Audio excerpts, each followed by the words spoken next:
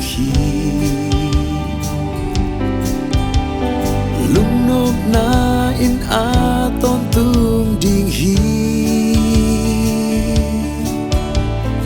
dana ka na tol khat sung bek hi ya lung dam ki pa na aton tung hi Giêsu nong se sa hin zo Giêsu nong bo hoi sắc zo sinh khoang tung a si na do e hong tan hin zo Giêsu hang qua zo hin zo Giêsu hang no na nga zo cho ki vang liet na in nun na hong tuam zo nan na san na tol khat sung bek hi dam na ki min a ton tung ding hi mai zum na zong tol khat sung bek hi ya mai pa mai tay na aton tung hi Giêsu nong se sa hin zo Giêsu nong bo hoi sắc zo sinh khoang tung a si na do e hong tan hin zo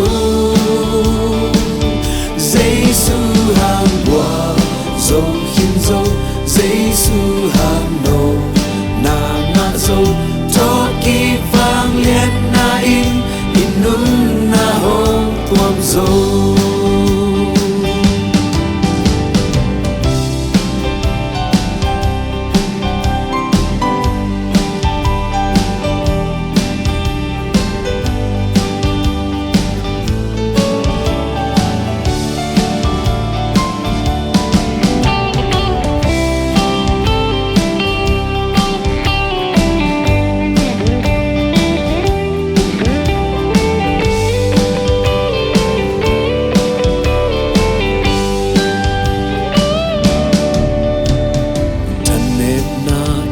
tol khat sung bek hi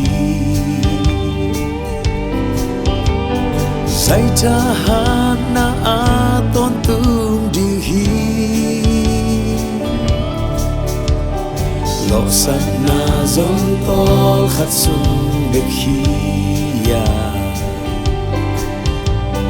lo chin dau pai na a ton tung hi Giêsu nong se sa hin zo Giêsu nong bo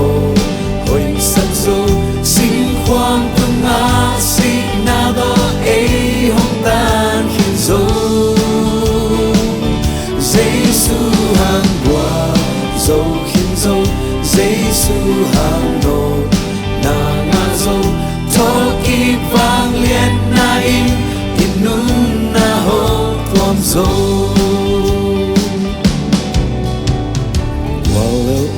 in tol khat sung bek hi wal zo na in a ton tung ding hi lao na pa tao tol khat sung bek hi ya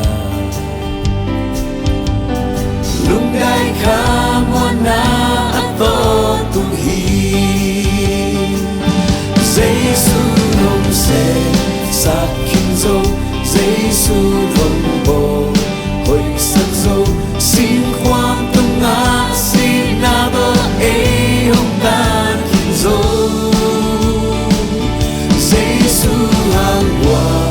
zo hin zo Giêsu hang no na nga zo cho ki vang liet na in nun na hong tuam zo Giêsu nong se sa hin zo Giêsu nong bo hoi sắc zo sinh khoang tung a si na do e hong tan hin zo Giêsu hàng hoa dâu hin dâu Giêsu hàng nô na ngã dâu cho kik vang liệt na in nun na hôm gom dâu